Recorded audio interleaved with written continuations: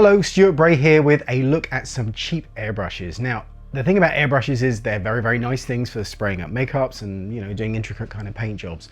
But very often you pay a lot of money for something like an Iwata or a very nice high-end airbrush. And I do have those for painting, but you don't need that level of engineering and that quality for spraying something as simple as cap plastic, which we'll often do when we're spraying up appliances. So you'll be spraying a fine mist of cap plastic in a mold. You can apply the cap plastic with a brush, but almost always it's better with an airbrush.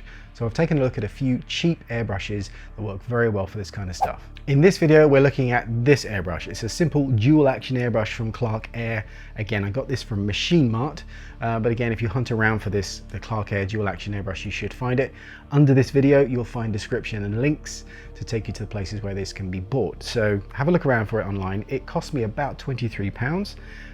It's a pretty good airbrush, to be honest. It works. It's not refined, it's not high-end engineering by any means, but it works, and it works very well for airbrush, and you have a decent amount of control with this trigger. So let's take a look and see what you think. So this little look at the airbrush kit from Clarke. This is the dual action or double action airbrush. Again, pretty inexpensive. I think this was about £22, £23. So it wasn't an expensive airbrush at all. So the engineering is not going to be magnificent, but it does work. And again, for cap plastic and entry-level stuff, it's a pretty good starting point. So I would recommend it for someone who needs an airbrush, just a cheap airbrush to do some basic things with. So this is it. I will now open this up and we'll have a look at what's inside. The box just slides off and it has this pretty nice case to keep everything in, which is handy. One good thing to make sure you keep hold of is the operating and maintenance instructions booklet. Obviously there's some like troubleshooting bits and bobs in there and how to put it together and take it apart and fix things. But the most important section, I think, is the parts list, because it actually tell you what everything's called. So if you do need to replace any spare parts, then you'll know what to ask for, because you can actually identify it and actually call it by what they call it, which is going to make it much easier fixing and replacing. So the airbrush itself, it has this rather neat cap cover there to protect the needle point, and you can unscrew the back to expose the needle. I'm going to use a pair of pliers to extract that.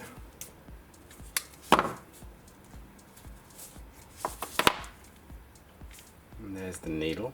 So the trick is obviously to make sure that you don't damage that point, because that's a very fine point and very easily damaged, so take care with that. So obviously it's very easy to bend that fine tip, so take it easy. Screw that tight. Okay, so the airbrush as it stands, you obviously have your dual action trigger, which means you press down on it, but you can also pull it back. And when you pull it back, that's when you make the needle move, because it is connected to that trigger. So let's put this airbrush together and see how it works. As before, you have a couple of bottles. They are the same size, but one has a lid which is completely closed up. The other lid obviously has the attachment which allows you to connect it to the airbrush itself, which goes in like that, and it's just an interference fit, so it's a nice snug fit, and that should stay on there pretty well. The other container it comes with is this little dash pot. It connects in here like that, and obviously you can have it on the left or the right hand side depending on your preference, and that's a handy little pot to use. But the trouble is, obviously, if you're very active with your brushing and moving your hand around, you may spill, so just be careful with it. But it does the same job. It also comes with this handy spanner, and that spanner fits in here, and you can loosen that connection with the spanner.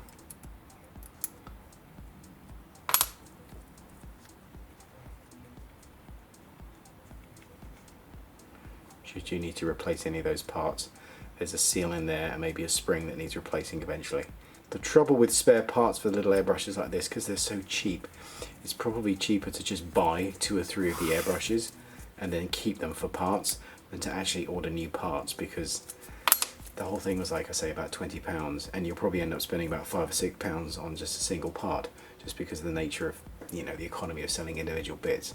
So if you're going to be doing a lot of airbrushing, it may be worth just buying an extra airbrush at the same time, just so you can use it for spares.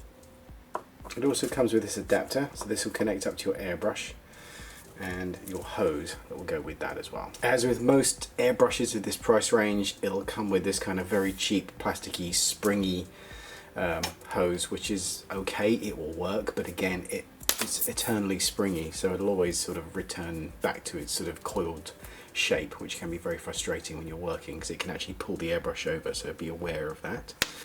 But it does have a very nice, this one is a brass, it looks like a brass fitting that connects to your compressor, and that would then connect onto your hose like that, and then obviously this end goes on your compressor and this end then connects to the airbrush. So let's have a look at that. Finally, the last thing that it does come with is this little fitting here, which is okay. It's not brilliant, but it does work, and it's a handy little holder for your airbrush. It basically goes like that, but you'll need to secure this to some kind of table, the side of the table. You need to basically put a couple of screws in here and just attach that through those two holes. It's a useful holder, but honestly, unless you've got a table you're prepared to put screws into, it's not that great. You're probably better off using one of these airbrush holders, which you can clamp to a tabletop, and they work kind of the same way in that they just sit like that. They're probably much more useful to you because they actually hold a variety of airbrushes, and they're not permanent fixtures. You don't actually have to drill holes and screw it to a tabletop to actually fix it on there. So the compressor I've got should fit this connector just fine, otherwise I'd have to use an adapter. That seems to be a good fit. Again, if it's not a great seal, if any air was to escape through there, I'd probably put some PTFE tape on there, which I'll do now. Keep this airtight.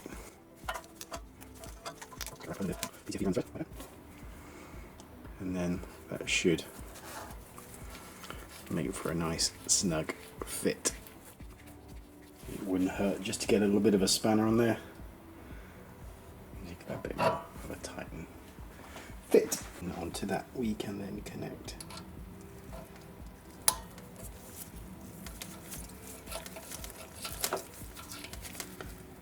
those again, just to get a little bit of a seal. So firing up the compressor. Wait for that to gradually fill. So we're going to fill this container with our thinned acrylic ink. Again, be aware there's a hole in the top, and it may be worth keeping a needle on standby so you can poke it out and make sure that it's clear, so that should there be any blockages of paint, you can clear them out of the way. One neat little feature on this airbrush is this trigger stop screw. So it's basically like a little bolt that you can tighten or loosen, and basically when you tighten it, you'll see it has the effect of basically pushing the trigger back, so the start point is held at a different place. So if you find a really sweet spot that you pull the needle back to that you're happy with, you can kind of keep it there with that screw, so you don't have to remember where it was. It just gradually pushes it back to a place that you liked, and then all you have to worry about then is pushing down. You don't also have to worry about where you pull it back to. So that's a nice little feature. It's a little bit clumsy and it's not the best engineering in the world, but it does work, and for like I said, about 22 quid, you can really come and grumble at that. Okay, so let's try this out and see what happens. So with this airbrush we push down and pull the trigger back. So let's see what happens. Push down.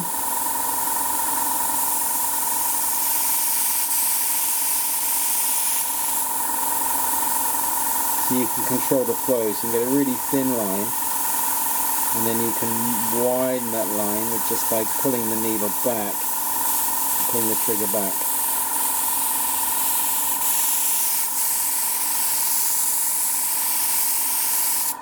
It's a little bit spotty here and there, it keeps missing bits and spitting, but it's brand new, it's not been used yet, so I think there may be some like machine oil in there or something that's kind of blocked it out, but I think after a little while of being used, it should help clear itself out a little bit.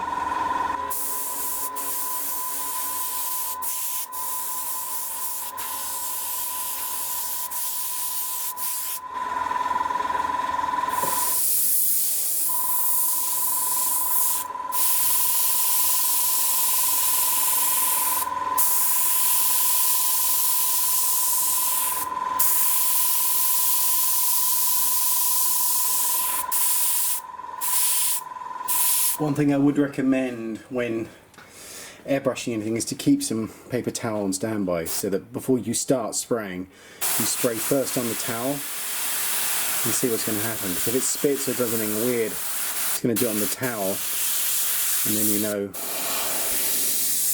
can start work on your paper or your appliance or your prop or whatever it is. But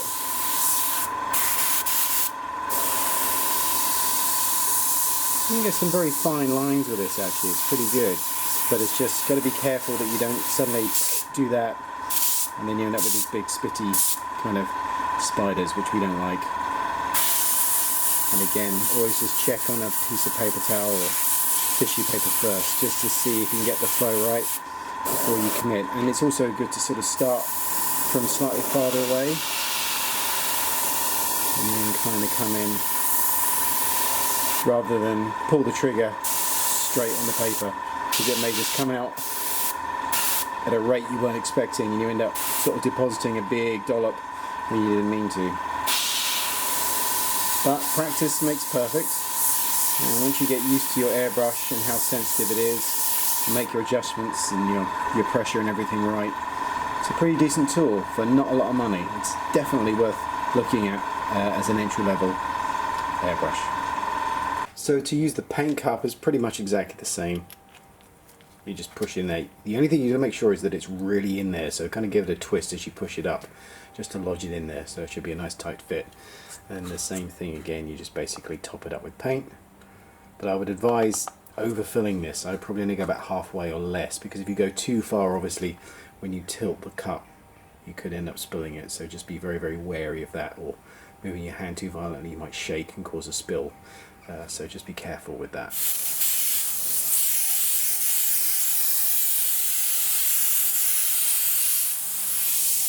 It works just the same.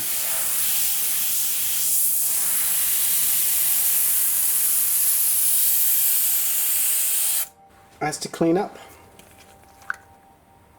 well, we'll save the paint that we didn't need, because we can use that again later, and shake out as much as we can from in there. Keep that somewhere safe so it doesn't dry out. I typically try and absorb as much as I can into a paper towel first. Same with the tube.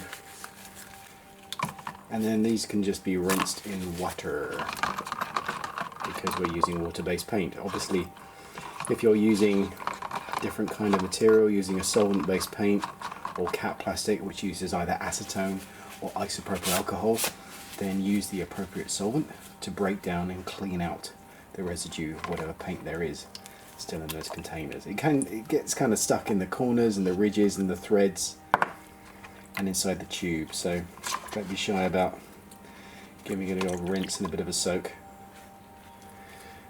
and make sure you don't lose your washer seal there, like I just did. The other thing to remember is the paint that's still in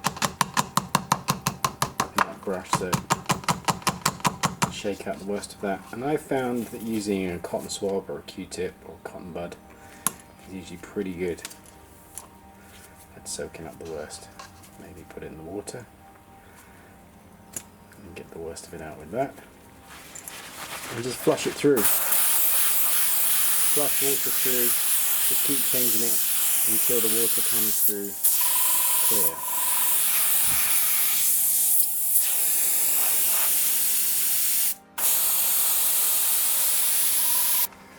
Another good way of cleaning out the airbrush is to just immerse the entire front end of the airbrush in, so that this part, this little nozzle here, that's under the surface of the liquid. And just flush it through. And again, if you were using an acetone-based cap plastic or alcohol-based cap plastic, use the appropriate solvent for that. That should be fine working through that.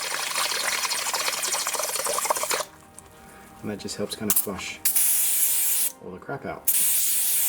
Hopefully that was useful to you. Now please, if you haven't already, do check out our podcast. It's called Battles with Bits of Rubber, and you'll find it wherever there are podcasts. Also check out our website, battleswithbitsofrubber.com. We have a merch store and our extensive blog posts that cover all the materials and things that we look at. Thanks for watching.